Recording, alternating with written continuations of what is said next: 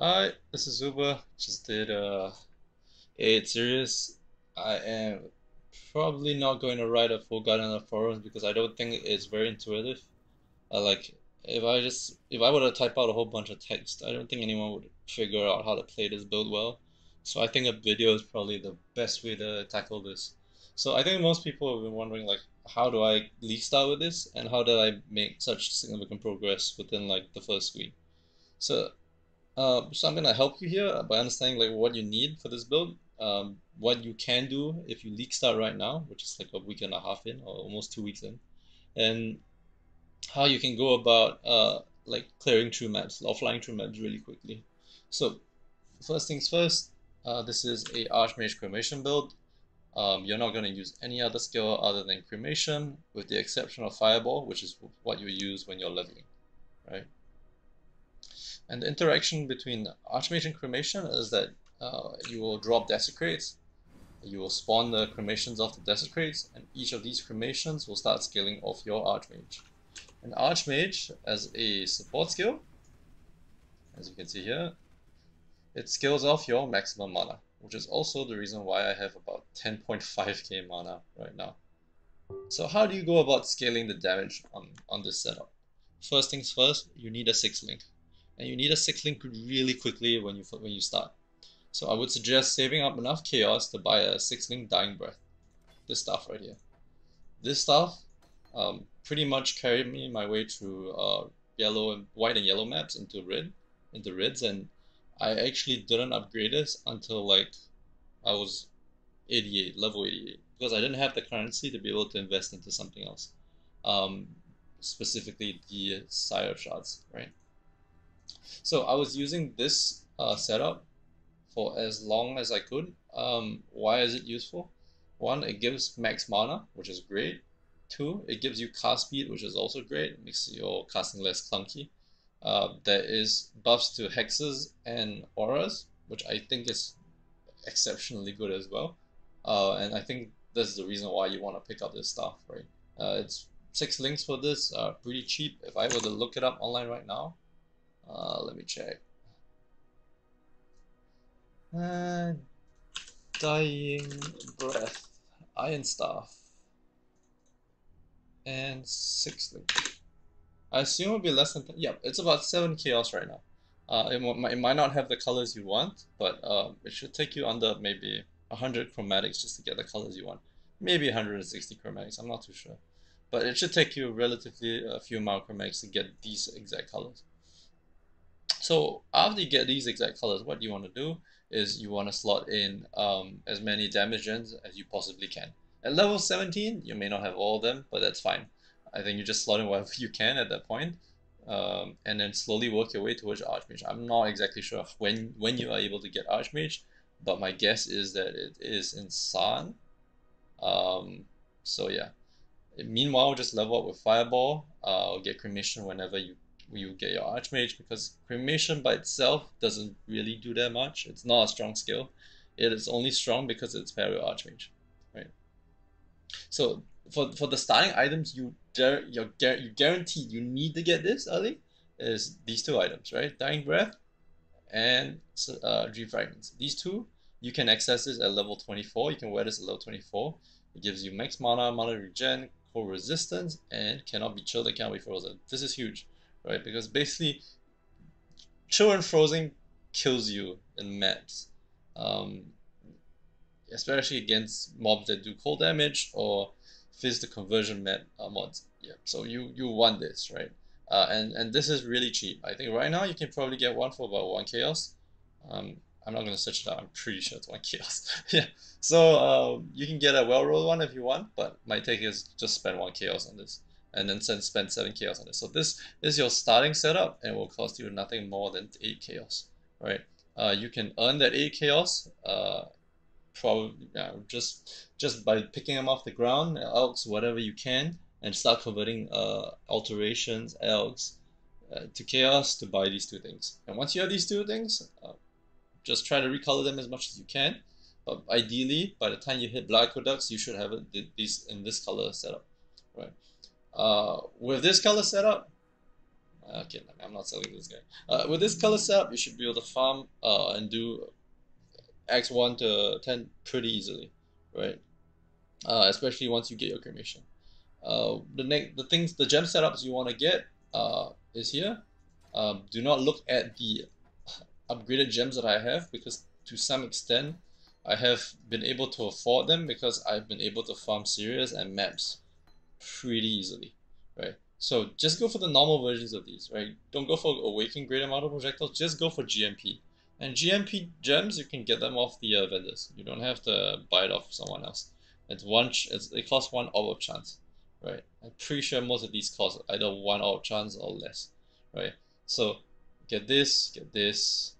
I wouldn't suggest you get Pinpoint or Intensify, but up to you because it's a bit hard to. It's a bit these two mechanics are a bit clunky without this uh, jewel over here, right? Without this jewel, without the Apex mode jewel, these two support gems are really clunky. But if you are comfortable with casting these, rather casting cremation over and over again to build out Intensify as you walk, yeah, then so be it. You know, I think it's fine.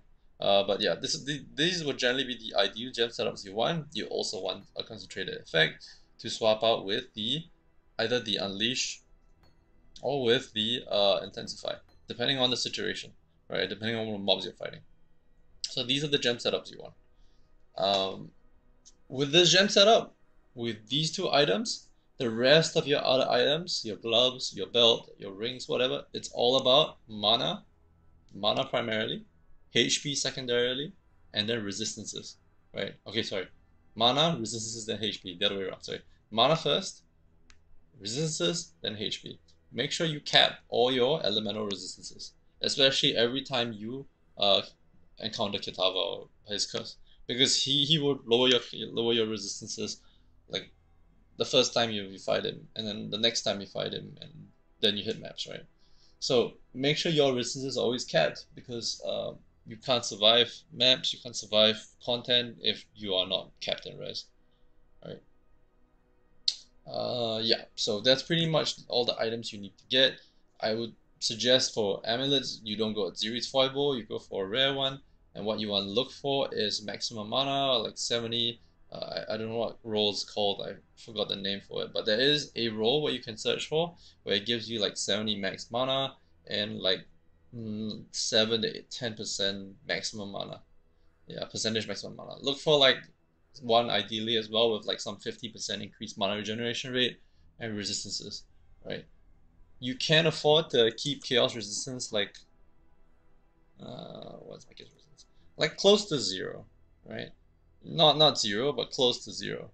Because eventually you'll be able to have an at Zero's promise. This is relatively cheap as well, less than 5 chaos. And yeah.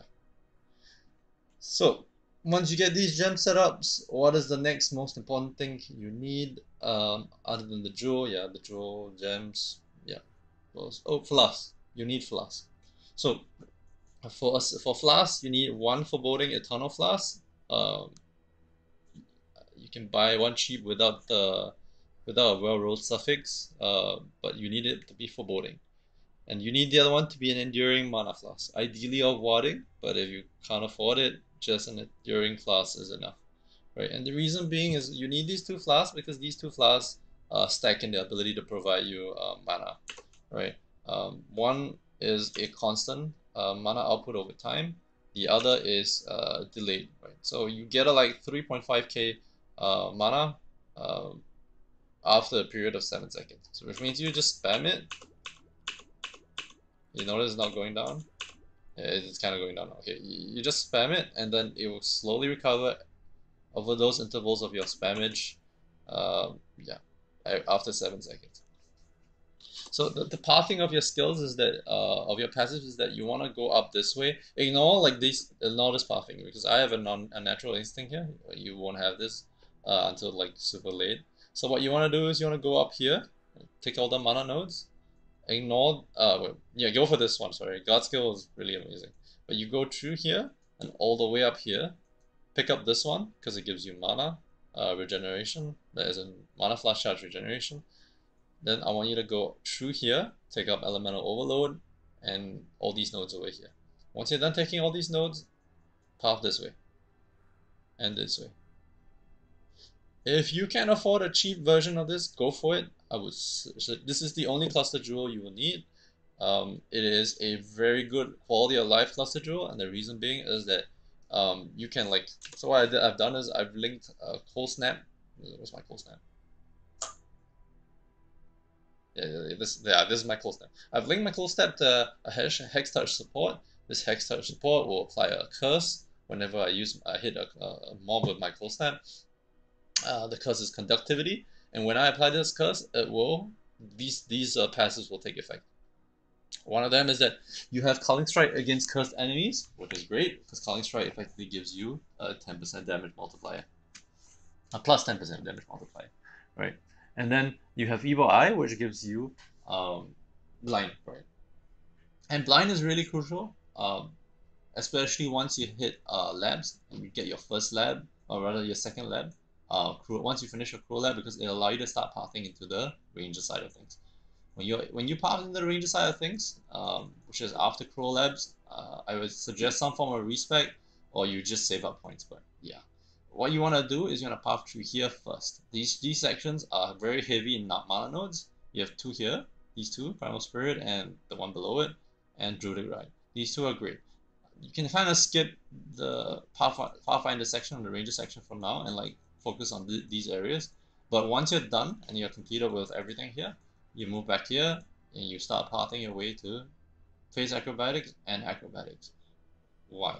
Because when you have Blind along with Phase Acro and Acro, it actually is a pretty solid EHP defensive layer, right? So yeah.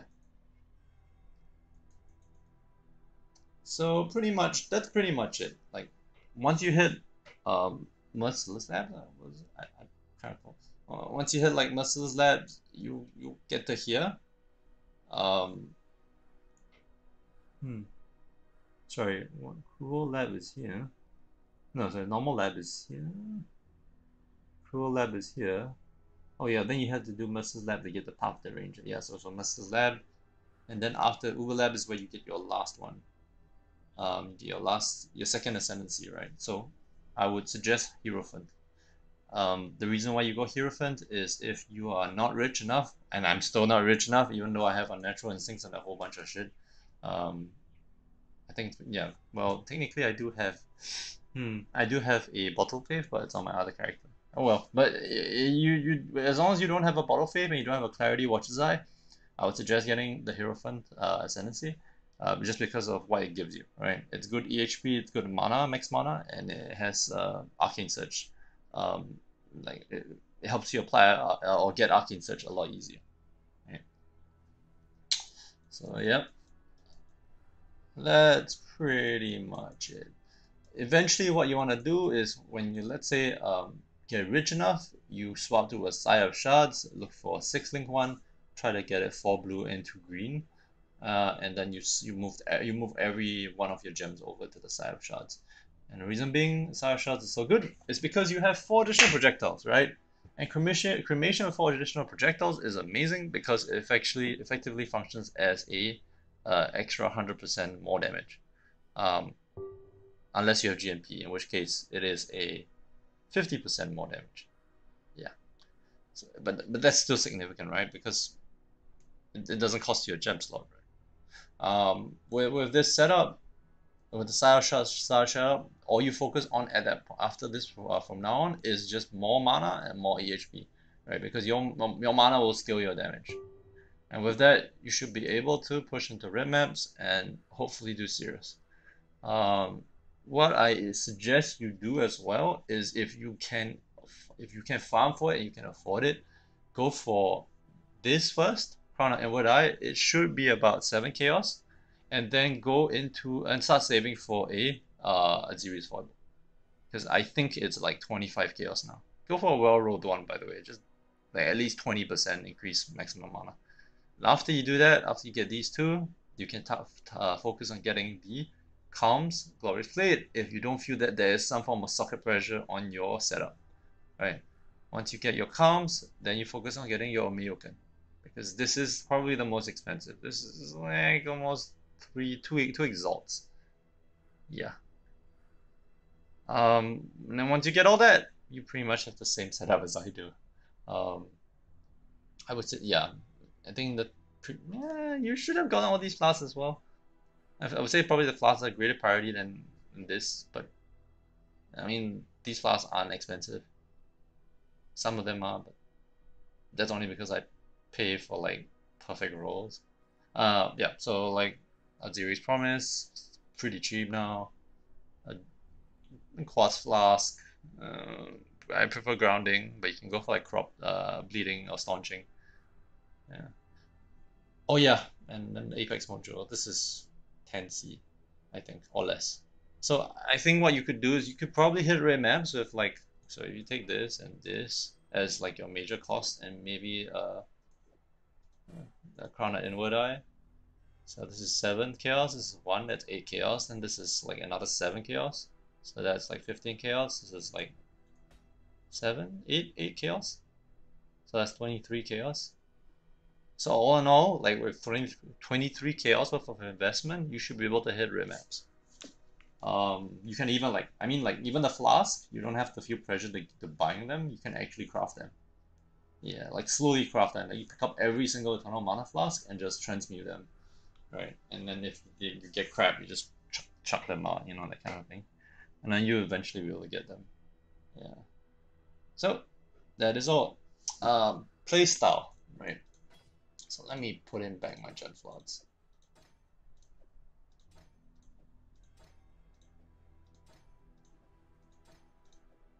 This is really annoying. Okay, play style. So how do you play this build? Your left click is always on Arcane Cloak. Why? Because you want to be able to move and spam it. You have no reason to save your Arcane Cloak. It's not like a god skill for like this build is not the same as god skills for other builds. Other builds use them to soak up incoming damage spikes. You kind of need this to keep you kind of want this to constantly be up because one, Arcane Cloak gives you damage, right? It also gives you added damage, strength damage equal to 40% of mana spend. So it is a damage boost, but it also is a form of mana regen, right? Because when you use Arcane Cloak, look it up. It grants you Arcane Surge. The Arcane Surge will give you 1.2% of mana per second, right? So like you have it linked like this, right? Arcane Surge, increased duration, Arcane Cloak, and second wind. So these 4 gems. And with that, you will always want to be casting it, right? Yeah. So how do you want to play this setup, all right? What you want to do is you have your Desecrate ability. This is to set up for your cremation, right? It's set up for you doing your damage. Oh boy. Anyway, set up for you doing your damage. You want to have one curse skill, but if you have them linked to Hex Touch, this is technically my curse skill. If not, it wouldn't be Cold Snap. It would have, let's say, if I didn't run Cold Snap, it would be like a Conductivity or something. So it'd be like Conductivity or something, you know? Yeah. So you have one curse skill, you have one setup skill for your cremation, you have cremation your right click, you have left click, Arcane Cloak, and then you have one mobility skill. I would suggest that you can choose like but I mean I would suggest going for Flame Dash. Like Flame Dash for me personally is a lot better than Dash because you can vary the distance of your jump, and it gives you basically get 3 charges without having to use a second wind support. Right? You're not there's not a lot of gem pressure for Flame Dash because you can like unlink it and just have it stand alone and it will still be effective. Dash is nice because it's better cast point animation, but that's it. You know, that's pretty much it. But yeah, so 80% of the time you want Flame Dash. So yeah. The last skill you wanna have is called Sigil of Power, and it's something my friend has Asteroid has kind of told me to use, and he's right. It's super good. The reason being for it is that it increases your mana cost by 10%, and for Archmage builds, having 10% more cost is quite significant. Boost in DPS, something along that lines. It's not that much. Well, it's actually quite substantial, but I guess you can't see it here. Anyway, yeah. So you would cast this only when you are fighting bosses, right? So let's say I walk into the boss room of a map, boss is in front of me, I cast this, and I start desecrating and spamming, and face tanking the boss, because this sigil gives me some form of damage reduction, right? Rather, and the enemies and area do 16% less damage while maxing stages. So you just wanna like spam this and ramp up the stages. Okay, so for flask usage, right? What you want to do is you always want to be spamming your 1 and 2 and your 3, 4, and 5 only when you need it, right? So something like this. Okay, then your 3, 4, and 5 only when you need it, right? So why you want 1 and 2 constantly spamming? Two reasons. You have a Pathfinder Ascendancy, which will give you 3 charges every 3 seconds. And then you have this one as well, which is one mana charges gain 1 charge every 3 seconds. So for your mana charges, you actually gain 4 charges every 3 seconds, right? That's quite substantial. And with those 4 charges, and it only costs like, I think, 8 charges per use. So you should be able to like spam this constantly in the middle of like maps, right? Because when you kill mobs, they also give you charges. So these things are spammable, right? But don't over spam it. But they're spammable enough for you to be able to run around and cast your desecrate desecrate and cremation combo. Even though your cremation is 3.4k mana, it's like a fifth of your or a third of your mana pool, right? So you should still be able to do that. Yeah. So how you want to do? Why don't I just do a map, right? It doesn't make much sense if I don't actually do a map. Maybe I'll do heist. I'll do heist. Because I'm pretty sure a lot of people are like, how is heist? Is your build good for heist? It's good for heist, mainly because you're pretty tanky, right? And you don't like die that easily. So you don't have to like play in the way that most people play, which is really slow and campy, right? So let me. I really don't want to do 82, 83s because they're fuck it, dude. I'll do an 80. These 83s are sometimes really sketchy. There's still one shot bullshit. I'm not gonna elk my maps because I've got way too many of them. Look at this. What the fuck, dude? I actually have maps overflowing to my stash because I don't actually like doing heist. I think it's a waste of time. Um, yeah, and that's the reason why like I've killed Sirius 5 times and like heist is practically not played. So what you want to do is, okay, that's the wrong way. What you want to do is you walk forward, you dodge mobs, and then you drop your desecrate, and then you drop your cremation, and things die. And then you keep moving. Open your boxes. Drop a desecration dog cremation to protect you as you loot. Repeat this process. Pretty straightforward.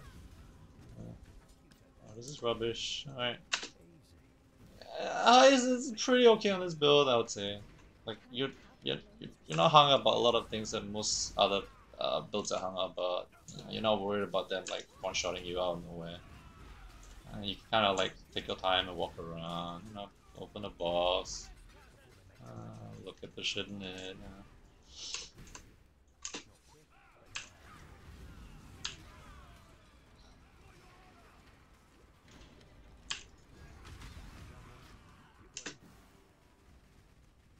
I'll just keep quiet and like let you watch this gameplay of sorts or whatever it is. Open that box for me, my man.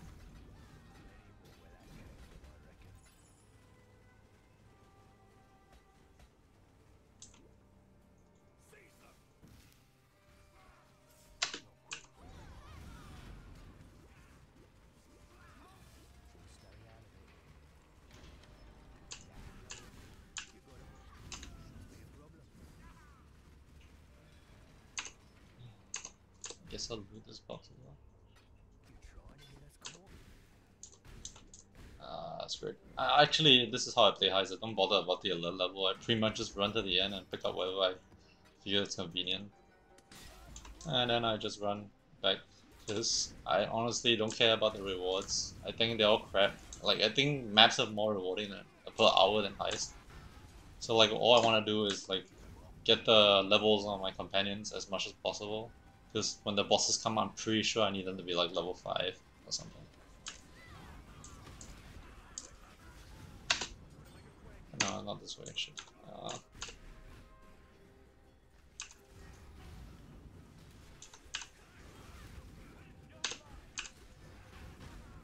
That's the wrong way.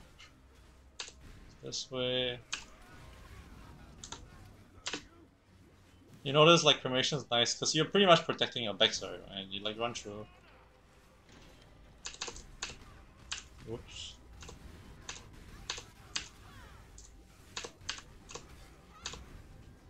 Am I going the right way? No, I'm not. This way. And that's it. You know, like pretty straightforward. You know, it's not too difficult with this build. You do the exact same thing in maps, by the way. You just like drop desecrates either in front of you or behind you and just walk through the mobs. Because you're tanky enough to deal with them. Yeah.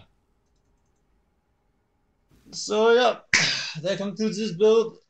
I am actually gonna be done with this build. I don't think like honestly there's many ways I can improve this. Like I can dump more currency into this and make it even better, but at the rate, I mean, my take is this is my harvest farmer. No, my heist farmer. Why do you call it harvest? This is my heist farmer, and this is my boss killer. Right. So I already do 8 series like deathless like most of the time, and heist is as you can see pretty straightforward. So like I'm not really gonna do much for this. Like I'm really not gonna do uh, any more improvements because I wanna like build other characters and spend money on them.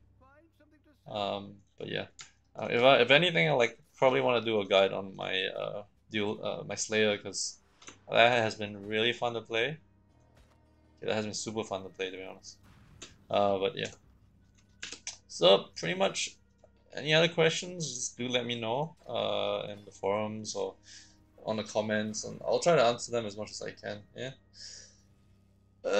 Pretty much it. Build is straightforward.